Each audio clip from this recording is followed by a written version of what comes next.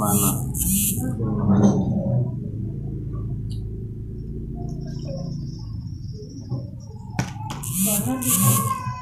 Oh, pikir aja. Oh. Kamu suka. Bakun. Tolong ya. Tolong. Nih. Kalau kenapa? Oh, minum. Ini kok kameranya kayak gini ya? Kayak kurang jernih. Susu apa? Halo guys. Aku habis ngaji. Aku habis ngaji kan. Nih, menurut Itu kan.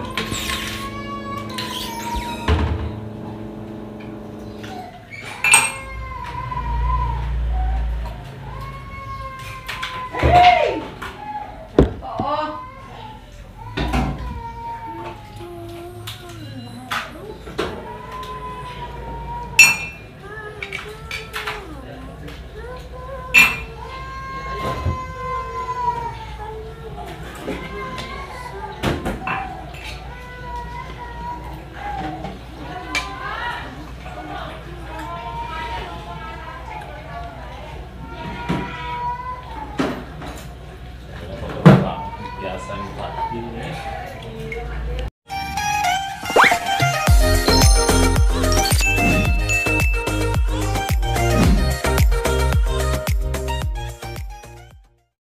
Halo, assalamualaikum teman-teman yang ada di rumah. Di video kali ini aku mau menjawab pertanyaan dari subscriber, pertanyaan dari kalian-kalian yang sering nanya nih, berapa sih biaya persalinan di bidan? Kak, bikin video dong kak tentang biaya persalinan. Kak, biaya persalinan itu berapa? Nah, kepo ya, kepo. Nah, di video kali ini aku mau bikin video tentang biaya persalinan di bidan. Tapi satu lagi yang harus diingat ya teman-teman, yang namanya biaya persalinan itu nggak bisa saklek, karena kan kita sebagai bidan kan memberikan jasa pelayanan. Terus kita nggak bisa mematok juga secara pasti, karena kan setiap proses persalinan itu kan beda-beda. Ada yang mudah, ada yang ada penyulitnya, perdarahan segala macam. Itu kan obatnya juga beda. Terus yang perlu diingat lagi juga, kadang kan yang namanya status ekonomi pasien itu kan berbeda-beda juga ya teman-teman. Jadi itu mempengaruhi kebijakan dari yang punya tempat praktek. Setiap bidan juga punya kebijakan sendiri, dan setiap bidan pasti tahu ya status ekonomi pasiennya itu kira-kira mampu nggak, kayak gitu. Itu juga ada kebijaksanaannya tersendiri teman-teman. Jadi kita nggak bisa kalau misalkan oh ya standarnya segini terus kita pukul rata nih kayak gitu, enggak. Kita ngasih kebijakan, kita tahulah, makanya kita harus mengenali pasien kita itu seperti apa. Kita dari awal kunjungan harus mengenali status pasiennya dan lain sebagainya untuk menentukan untuk ngasih kebijakan ke pasien kita gitu. Kenapa? Nah, ayah kenapa ya? Udah kenyang.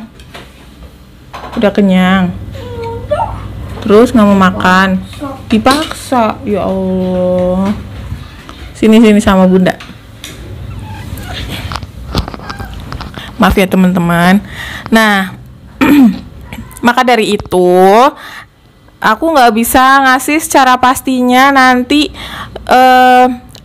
biayanya segini kayak gitu ya, tapi aku mau memberikan kalian itu gambaran atau kisi-kisi ya, biaya persalinan di sini berapa di bidan ya, di bidan praktek.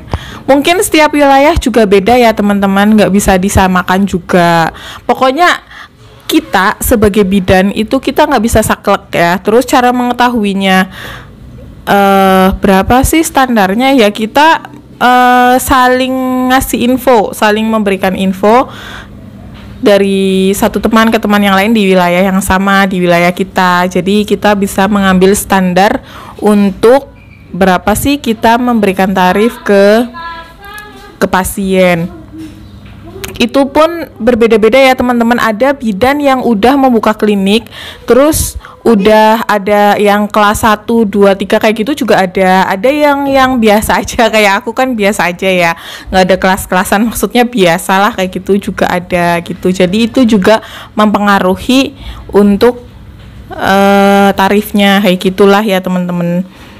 Kalau yang aku tahu, aku kan nanya-nanya nih ke, biasa aku kan kepo juga kayak kalian ya kan, suka nanya-nanya berapa sih kak tarif persalinan gitu, biasanya kan gitu. Nah aku itu kadang juga nanya kayak gitu, tapi ke teman sendiri ya guys, yang satu wilayah. Jadi kita bisa tahu oh di situ segini, di aku berarti standar ya segini kayak gitu. Nah kalau yang aku tahu cara perhitungannya ya kita jasa sendiri, jasa persalinan. Terus kan biasanya kita itu ada yang bantuin ya, bidan juga. Nah kita itu juga memperhitungkan itu. Terus obat yang dikeluarkan itu apa aja, terus alat habis pakai nih. Jadi kita pakai alat habis pakai apa aja, kayak itu loh teman-teman, kayak underpad, terus underpad sama pampers dewasa atau handscoon kayak gitu-gitu kita catat gitu. Jadi kita di situ bisa ketemu nih berapa tarif yang harus ditetapkan ke pasien itu gitu. Karena setiap pasien kan alat habis pakainya juga kadang kan berbeda-beda. Kalau misalkan nggak perdarahan kan sedikit ya, tapi kalau misalkan perdarahan gitu itu kan alat habis pakainya keluar banyak banget kayak gitu. Nah kalau yang aku tahu teman-teman, kalau untuk bidan praktek mandiri itu biasanya sih sekitar 2 jutaan deh kayak gitu untuk tarif persalinan normal ya teman-teman, tanpa penyulit. Tapi kalau misalkan ada penyulit ya itu nanti beda lagi obatnya, ada tambahan obat, ada yang tadi aku jelasin ya kayak alat habis pakainya, terus nanti kayak cairan yang masuk, cairan infus, RL itu juga kan banyak gitu.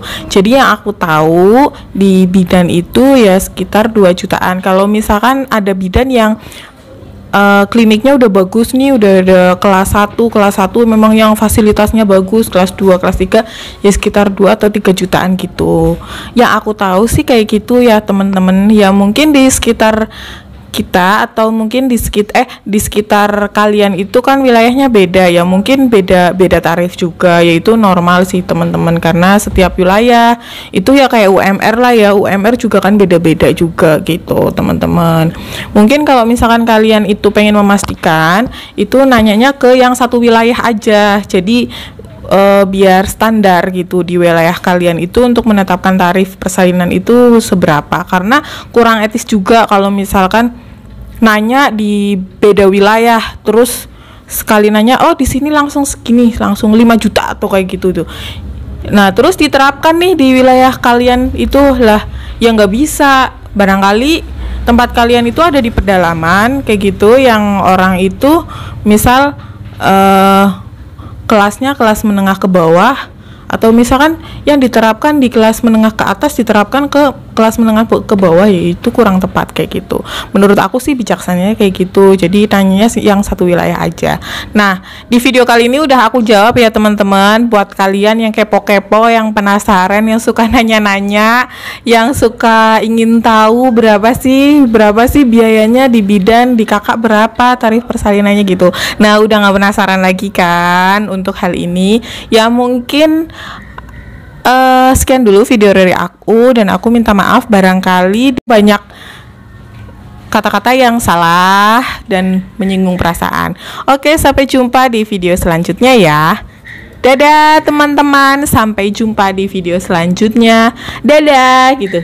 Dadah teman-teman. Dadah teman-teman. Assalamualaikum. Assalamualaikum.